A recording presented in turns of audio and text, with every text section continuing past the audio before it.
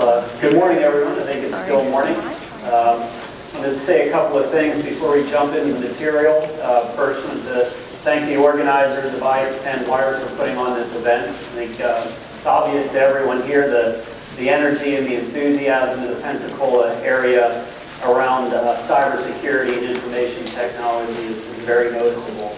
And secondly, we very much appreciate the opportunity to be involved. Northop Grumman is an employer in the area, so we're very thankful for the opportunity to speak here today. Secondly, I'm going to leave some time for questions at the end. So I'll be talking for a little while, maybe introducing some new ideas, hopefully. So when you see something you're not sure about or you want to ask a question, go ahead and be prepared to ask those at the end.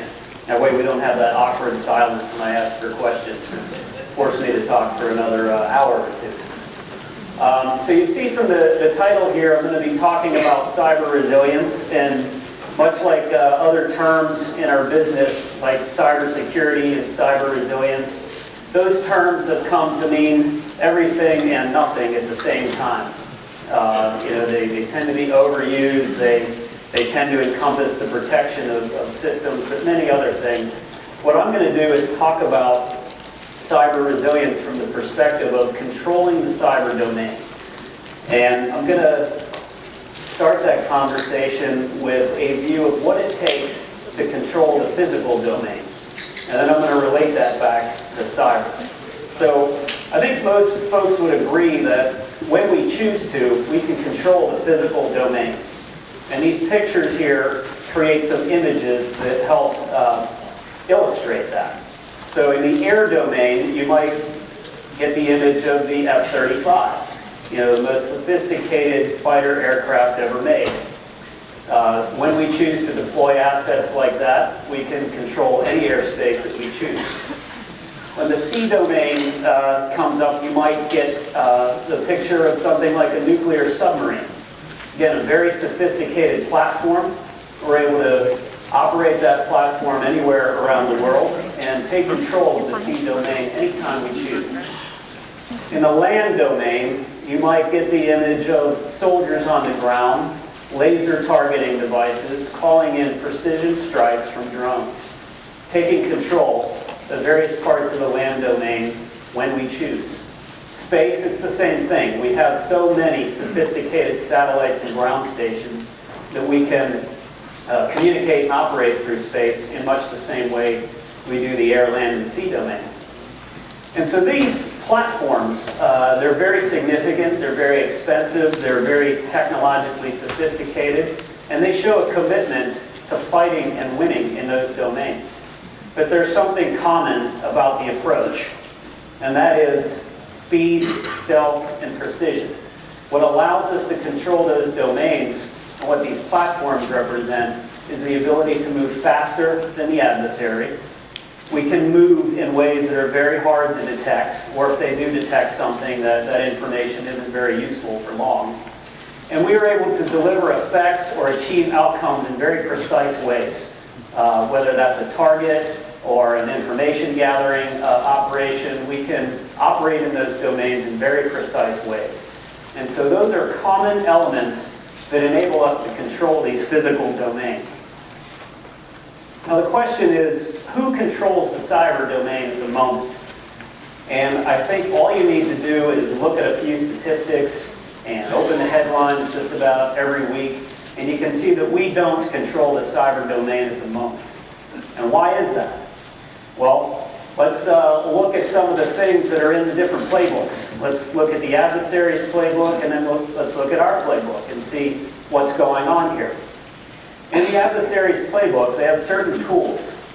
They have things like polymorphic malware. If you're not familiar with that, that's malware that is able to automatically generate itself. And when you see statistics that reflect hundreds of thousands of malware samples being generated every year, that's not people generating the malware, that's machine-driven malware. And what that does is it introduces the strategic element of speed into the adversary's playbook. They're able to move faster than we are.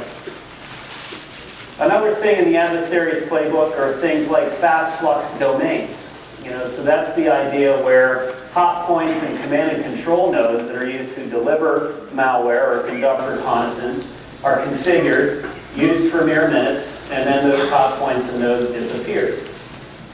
That introduces the strategic element of stealth for the adversary, because even if you can perform some level of trace, that information isn't very useful because those nodes are no longer being used. Now, these elements of speed and stealth, they're not being sprayed out there like a shotgun. These are very targeted attacks, campaigns, well-resourced, well-organized. The Pentagon, OPM, take some of your commercial retail cases that you've seen in the news. They're very precise, very targeted. So in many ways, the adversary has taken a page out of our own playbook in the physical domain to take control of the cyber domain. And I think that's why they enjoy such success. Now let's look at some of the cornerstones in our playbook for a minute. We have things like the risk management framework. Right? The risk management framework is an excellent process to get some of the basics. And I'm not suggesting that we should not focus on risk management, but what I am suggesting is that as a cornerstone, as a foundation to controlling the domain, you can't rely on something like risk management alone, because it's not introducing the right elements. Other things that are in our playbook, concepts of operation that are based on keywords like detect and respond. All right, those keywords as a foundational element imply a reactive, kind of back on your heels posture. All right, and I'm not suggesting for a minute that we stop trying to detect and respond to things, but I am suggesting that as a fundamental concept of operations will not enable control of the domain. And then finally, a strategy based on accumulating people. Right? We're all for skills and workforce development, very, very much needed. But people against machines is not a winning combination. So I don't care if you have 6,000 people or 12,000 people, you're not going to overcome the level of automation that the adversary has through people.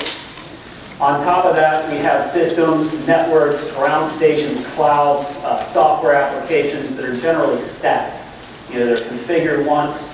There are policies in place to force them to stay configured that way. And then we use these tools and the techniques to try to keep out this highly automated adversary. So I think this picture is clear. Right? The advantage is clearly in favor of the adversary. They have things in their playbook that are far more sophisticated than ours. And so the question is, what do we do about it? So let me introduce something to get the conversation going. And maybe these next few slides are where you come up with some questions for me at the end.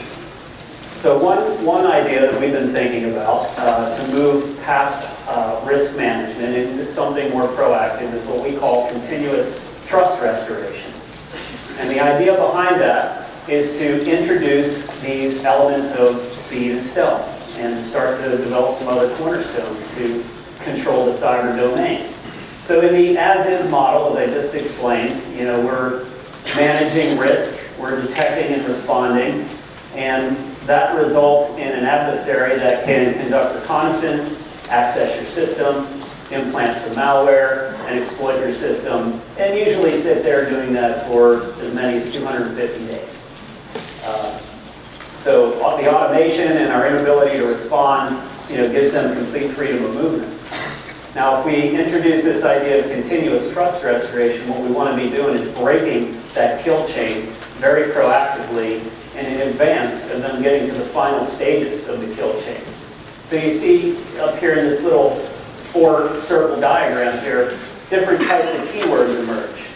Configure, operate, expose, restore.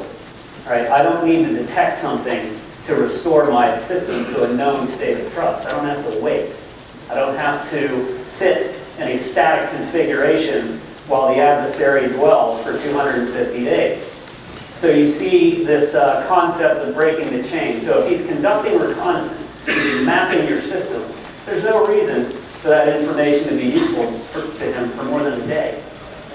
If enemy happens to gain access or implant into your system, because there are a lot of inherent vulnerabilities in the computers and the operating systems, you should be able to kick that adversary out and restore your system to a trusted state before he's had a chance to get to the final stage, deliver an effect, exploit your system, steal your information, whatever his goal may be. And so what this does is it creates some foundations that allow us to introduce those elements of speed and stealth. Now, you might be saying, well, that sounds great, but I don't think you can do that. It sounds too hard, and I don't know any way that that's possible. And the fact is, the ability to do this might be closer than you think, because there are many new tools of the trade that enable this type of concept of operation, this type of system to be built. So the tools of the past, not tools we're going to get rid of, but the tools of the trade that are most prevalent today are things like firewalls, intrusion detection systems, antivirus tools, patch management systems, SIM tools. Those are fine. But again, those are not going to enable a proactive trust restoration model. If you look at this little blue box with the really tiny font in the middle of it that you probably can't read, those are new tools of the trade. All right, so when you look at industry today, the prevalence of software-defined infrastructure and the enabling tools inside of software-defined infrastructure create the opportunity to do something different.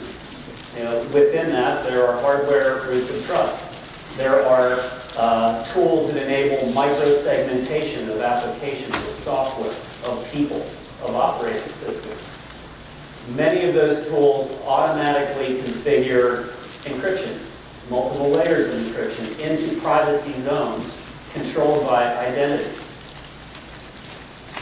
Network function virtualization, the ability to mutate the identity of a host, the ability to mutate the identity of a network, all of that is possible today through a lot of software-defined infrastructure principles. Now, those tools were created largely for efficiency and cost reduction within the IT infrastructure. But controlled and configured differently, they can also be used to implement stronger security practices. So you'll see these tools are layered into different types of systems in this picture here. From basic things that I think everyone would immediately understand, the cloud, right? Ground systems, command and control centers with complex software applications configured into them. Many of these tools are built specifically for that environment.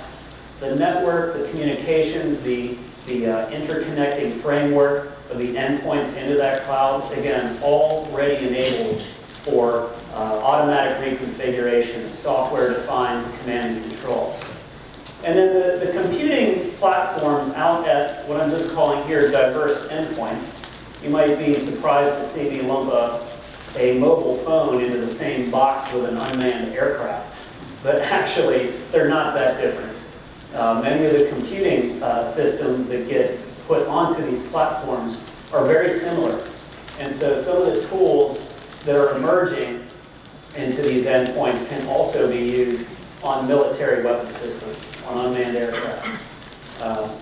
And so what that allows us to do is take these highly configurable tools, put them onto really an end-to-end system for a government customer, or even pieces of systems if that's what's required. And you can use those to proactively reconfigure your system, operate it for some period of time, change its identity, change the IP addresses, restore it to that known trusted state. And that introduces some very interesting strategic elements on our side. All right, so speed comes from our ability to rapidly reconfigure our system. No longer will we be static. We don't need to sit and wait for the red light to go off on the SIM tool. All right, we can restore the system irrespective of whether we've detected an event or not. Because we can change the identity and obscure where applications are and what their identification is, that introduces the element of stealth. Again, I'm not suggesting that we'll eliminate the compromises in the system, but if you can confuse the adversary in the same way they're confusing us, you now have adopted some type of stealthy mechanism for security, a much stronger foundation than detect and respond. Right, so you could see this maybe being used across an entire enterprise, but you could also see it being used based on a tactical configuration for a mission, or perhaps a particular strategic mission, perhaps based on different groups of people. So those tools, enabling speed and stealth, configured and controlled, essentially change the paradigm of how we go about protecting our systems. And again, those things in the little blue box there, if you're not familiar with them, you soon will be, because they are available now. They are not being used yet to protect systems in this way, but they soon will be. And that'll change the entire approach. So, controlling the cyber domain. All of those physical domains that I talked about earlier, as much as many of you know, connect through a cyber infrastructure. One of the key requirements of the F-35 is its ability to link to other airborne platforms, kind of warfighting networks in the sky, connect back into the ground to receive targeting information, multi-domain operations between air, land, sea, and space, a common operational practice for our customers, enabled through a cyber infrastructure. For us to control 4 of the 5 domains and not control the 5th really puts us in a vulnerable state. So creating a future resilient cyber infrastructure is a mandatory thing for us to do. We have to be as committed to fighting and winning in that cyber domain as we are any other physical domain. So when you see a picture of something like an F-35, and people are still talking about patch management systems for the cyber infrastructure, we're not quite getting there yet. So we need to come up with something as sophisticated, as advanced, to allow us to control that domain. That'll allow us to fight and win on the digital battlefield. That'll allow us to fight and win on the kinetic battlefield as well. All right, well, hopefully I've given you some things to think about. Those were great questions, and I guess we'll wrap it up here. Thank you.